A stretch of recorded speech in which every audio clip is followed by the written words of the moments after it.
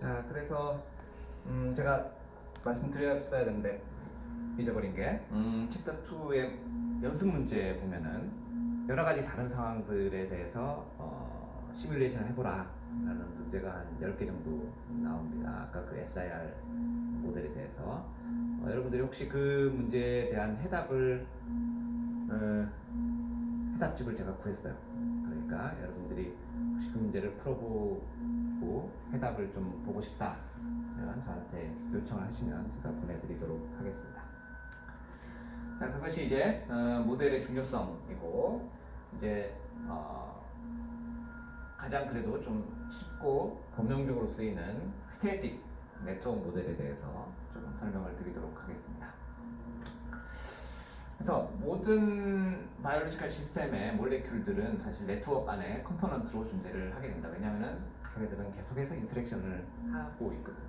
그래서 그런 것들을 좀 잘 캐릭터라이즈하고 해석을 하기 위해서 네트워크 모델은 굉장히 도움이 될 수 있다는 거죠.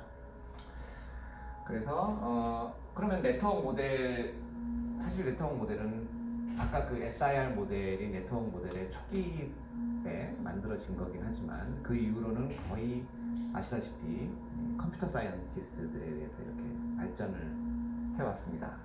그래서 그 사람들이 이렇게 만든 이론들 이런 것들이 동일하게 바이올로지컬 네트워크 모델에도 적용이 될 수가 있기 때문에 그런 것들에 대해서 이렇게 조금 설명을 하고 있어요.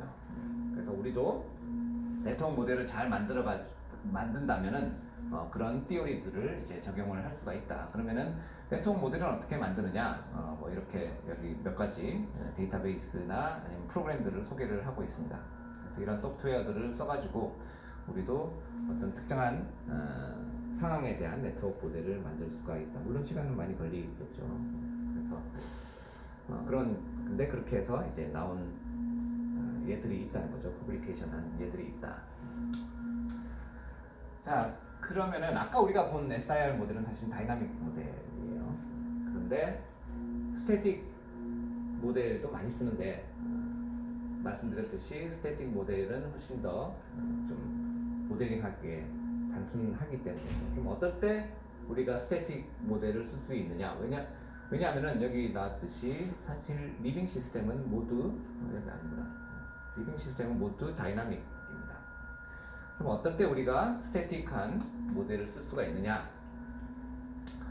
뭐 여기 세 가지 이렇게 example이 나오고 있습니다. 그래서 예를 들면은 세포 안에서 바이오케미컬한 현상을 일으키는 것을 모델링을 하는데 어떤 growing 세포가 성장하는 거를 팩트에 넣어야 되느냐?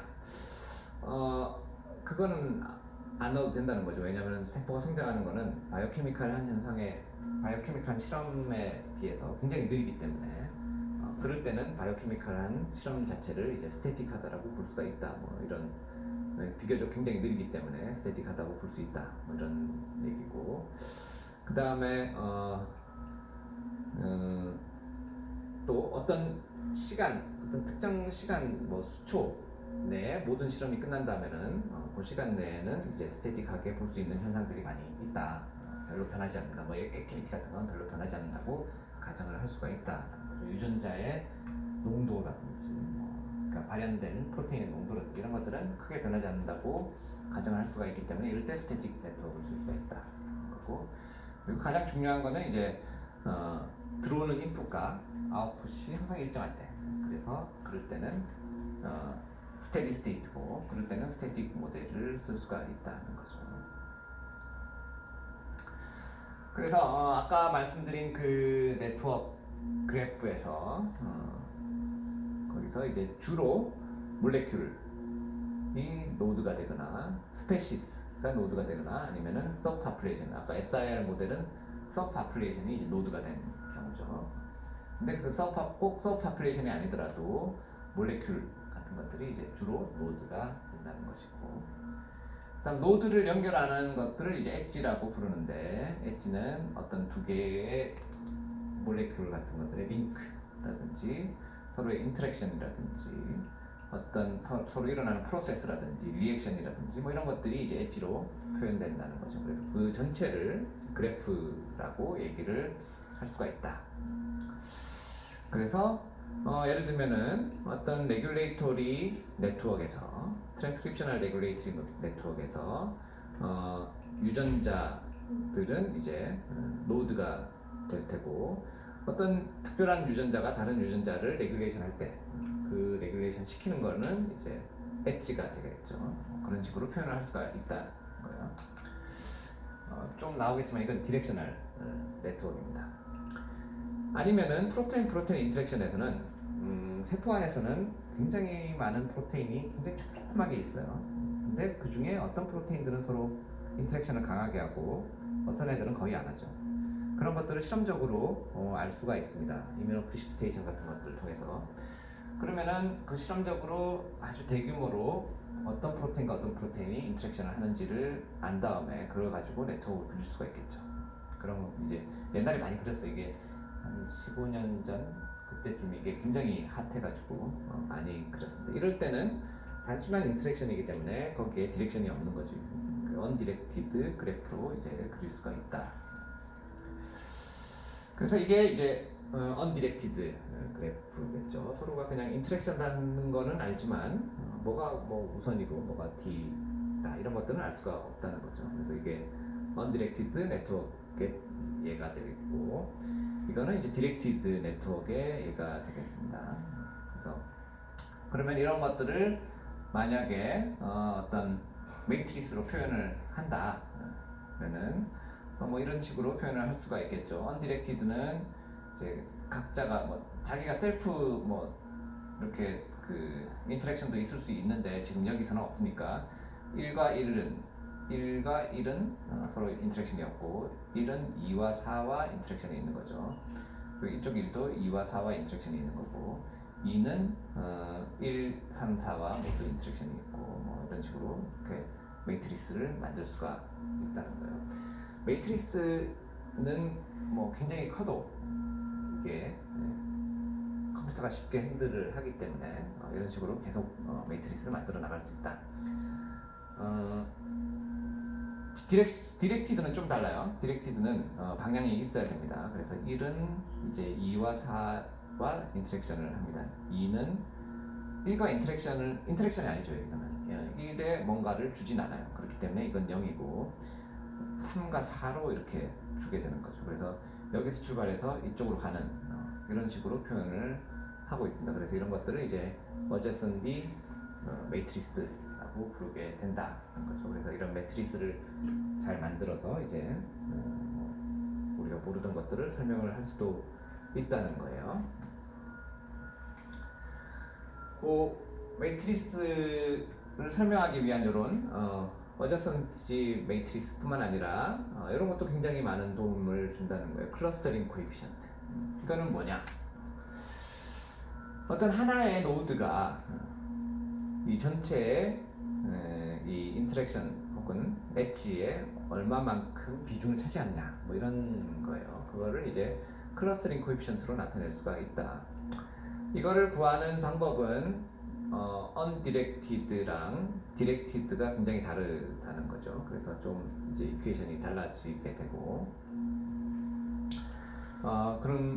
근데 어쨌든 결과적으로 나오는 값을 보면 이것이 전체에서 이 특별한 N1 여기 밑에 이제 노드 이름이 쭉 나올 거예요. C에 노드가 하나, 둘, 셋, 넷, 다 여기 같은 경우에 9개 까지의 C 값이 있을 테고 여기도 역시 9개의 C 값이 있을 텐데 그것이 이제 특정 노드가 얼마만큼 그 전체의 엣지에서 차지하는가 비중을 차지하는가 뭐 이런 것들을 표시하는 겁니다. 그것이 이제 클러스터링 코에피션트라고 하는 거고 그래서 여기 딱 보면은 그냥 N1이 굉장히 많은 거를 하죠. 그 다음에 N3일 테고 그래서 그 순서대로 이제 C 값이 이제 나타나게 될 것입니다. 그것들 그리고 이제 디렉티드인 경우는 조금 계산 방법은 다르지만 역시 여기서도 이제 N1이 비중이 굉장히 다른 거에 비하면 크다 이렇게 알 수가 있고요. 그래서 이런 것들을 이제 금방 계산을 할 수가 있는데 그럼 이런 거가 어디다 쓰이느냐? 이게 이제 프로테인 아까 말씀드렸던 프로테인 인터랙션 네트워크예요. 사크라마이스 세르비자에서 대표적인 프로테인 인터랙션 네트워크입니다. 그러면은 여기서 이제 요 두 개는 인터랙션을 한다. 뭐 이렇게는 거의 인터랙션을 안 하더라. 뭐 이렇게 해가지고 쭉 다 그린 거죠. 그 다음에 뭘 할 수 있을까? 이런 인터랙션을 맵을 그린 다음에 그 다음에는 이제 코에피션트를 구해볼 수가 있어요. 클러스터링 코에피션트를 쭉 구해볼 수가 있는 거죠. 모든 노드에 대해서. 그러다 보면은 바이올로지컬 시스템은 일반적으로 몇 개의 굉장히 높은 클러스터링 코에피션트를 가지는 것을 가지고 있어요. 그리고 나머지 것들은 거의 뭐 한두 개, 두세 개 이런 식으로 이제 엣지를 가지는 경우가 많다. 거죠. 그러면 클러스터링 코에피션트가 상대적으로 다른 것들에 비해서 굉장히 높은 것은 어떤 의미가 있을까? 이 프로테인 인터랙션에서도 요 가운데 있는 어떤 것은 굉장히 클러스터링 코에피션트가 높은 것은 중요한 역할을 하는 거겠죠. 그래서 이런 것들을 쭉 그리다 보면은 어떤 단백질이 키 역할을 하는지를 알 수가 있다는 거죠. 그런 것들을 클러스터링 코에피션트로 알 수가 있다는 거고, 뭐 예를 들면은 캔서 셀 같은 경우에 프로테인 인터랙션을 그려보면은 캔서에서 가장 잘 발견되는 P53 같은 단백질이 이제 굉장히 컨트롤 클러스터링 코에피션트가 높게 나옵니다. 그만큼 여러 단백질과 인터랙션을 하고 걔가 망가졌을 때 아주 큰 데미지를 주는 거죠. 그런 것들을 이제 허브라고 부르게 된다는 겁니다. 그래서 바이올로지컬 네트워크는 특징이 몇 개의 허브를 가지고 있고 걔네들이 그 주위에 어떤 중요 노드를 가지고 있고 그것이 이제 별로 덜 중요한 노드들로 연결되는 이런 특징을 가지게 된다. 그런 것들이고요. 만약에 그런 식으로 나타나지는 네트워크라면 이런 파워로를 따르게 된다. 스케일 프리 파워로를 따르게 되는데 그것이 이제 이렇게 됩니다. 그래서 이게 뭐냐면은 이 노드가 몇 개인가에 따라서 이제 노드가 많은 것을 이쪽에 놓고 그러니까 클러스터링 디그리를 많은 것을 이쪽에 놓고 적은 걸 이쪽에 놨을 때 이렇게 보면은 별 크게 어떻게 핸들을 해야 될지 모르겠지만 이쪽을 로그를 취하고 나면은 이런 식으로 리니어한 패턴을 보이게 되죠. 이런 것들을 이제 파워로를 따른다고 이 네트워크가 파워로를 따른다라고 얘기를 하고 있고 바이올로지컬 시스템에서는 보통 이 람다 값이 ES3 정도를 가지게 되고 이런 네트워크를 이제 스케일 프리 네트워크라고 부른다고 합니다. 그래서 이런 스케일 프리 네트워크가 굉장히 좋은 이유는 아주 스몰 네트워크에서 뭔가를 만들면은 그거를 굉장히 복잡한 네트워크로 이 파워로를 따른다면은 복잡한 네트워크에 그냥 그대로 적용을 할 수가 있다라는 특징을 가지고 있다고 해요. 그래서 이런 스케일 프리 네트워크인지 아닌지를 먼저 아는 것이 굉장히 중요하다. 이렇게 설명을 하고 있습니다. 그게 만약에 스케일 프리라면 파워로를 따른다면은 그러면은 뭐 여러 가지 스페셜한 것들을 적용을 시킬 수가 있다. 스페셜한 현상들을. 그래서 이때 이제 2000년에 네이처에 나온 페이퍼인데 여기에 보면은 이 메타볼릭 네트워크이 어떤 파워로를 따르는 그런 스태틱 네트워크다라는 것이 이 네이처 페이퍼의 주제였습니다. 그래서 여기 보면은 가장 단순한 대장균으로부터 가장 복잡하다고 알려진 식물까지 해가지고 메타볼릭 네트워크 몇 개를 가지고 이제 비교를 하는데 걔네들이 결국은 이 파워로를 따르더라는 거죠. 그래서 거의 비슷한 성질을 가지고 있고 약간 더 복잡할 뿐이다. 이런 것들을 이렇게 정리를 하고 있는 페이퍼입니다. 그래서 이렇게 했을 때 허브를 찾을 수가 있고 또 그 허브가 당연히 뮤테이션 됐을 때 굉장히 치명적이 되겠죠. 그래서 그런 현상들이 여러 가지 바이올로지컬 현상에서 설명이 된다는 거죠. 그리고 그렇기 때문에 이 허브가 주로 드럭 타겟이 되기도 한다는 거죠. 어떤 특정한 현상에서의 허브들이 드랍 타겟이 되기도 한다. 그래서 이런 네트워크 어널리스트가 그런 데서 좀 굉장히 도움이 된다. 뭐 이런 얘기들을 하고 있습니다. 그 다음에 이스트의 갈락토즈 유틸라이제이션 유전자들에 대한 얘기가 나오는데 이게 이제 굉장히 그래도 의외로 잘 알려져 있어요. 갈락토즈 유틸라이제이션에 대해서 이스트에서. 그래서 그걸 가지고 이제 인터랙션을 쭉 그려본 거고 그래서 그 중에서 허브가 뭔지를 찾아본 거예요. 그래서 허브는 여기서의 갈락토즈를 유틸라이제이션 하는 데에서 가장 중요한 허브는 mRNA를 뉴클레우스에서 사이토졸로 가져 나오는 이 유전자였다. 그런 거를 알 수가 있었던 거죠. 그래서 갈락토즈 유틸라이제이션에서 예상과는 달리 이런 것들이 굉장히 중요한 역할을 한다. 뭐 그런 것들을 여기서 예로 소개를 하고 있습니다. 어쨌든 스테딩 네트워크를 이렇게 그리다 보면 이제 그런 것들을 알 수가 있다. 그리고 지금 보여드렸던 얘들은 전부 다 undirected 이제 스테딩 네트워크가 되겠습니다. 자, 그 다음에는 이제 약간 디렉티드로 써야 되는 네트워크인데 코잘리티 어널리시스. 이제 코즈라는 거는 원인이라는 거죠. 그래서 어떤 원인과 결과가 있는, 예를 들면은 레귤레이터가 액티베이션 시켜야지 얘가 액티베이션 된다. 이런 현상을 나타내는 그런 코잘리티 어널리시스에 대해서 이제 설명을 하고 있습니다. 그래서 코즈와 이펙트, 어떤 원인과 그에 따른 영향 이런 것들에 대해서 뭐 아리스토텔레스는 코즈가 먼저 나오는 거고 이펙트가 뒤에 나오는 걸로 정의를 했고 뭐 갈릴레오는 코즈는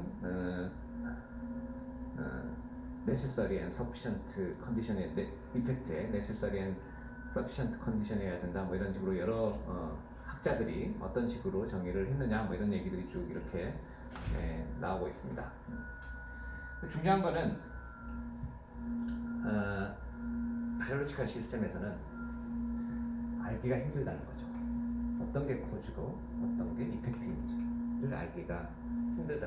즉 어떤 네트워크에서 화살표가 이쪽으로 가는지 이쪽으로 가는지를 참 알기가 힘들다. 왜냐하면은 그 외에도 어떤 랜덤 이펙트, 그래서 랜덤 이펙트에 의해서 이렇게 돌아가는 것들이 굉장히 많기 때문에 그 돌아가는 와중에 이제 코즈와 이펙트가 이렇게 섞여 있기 때문에 우리가 코즈와 이펙트를 정확하게 다른 랜덤 현상으로부터 분리해내기가 굉장히 쉽지가 않다는 거예요.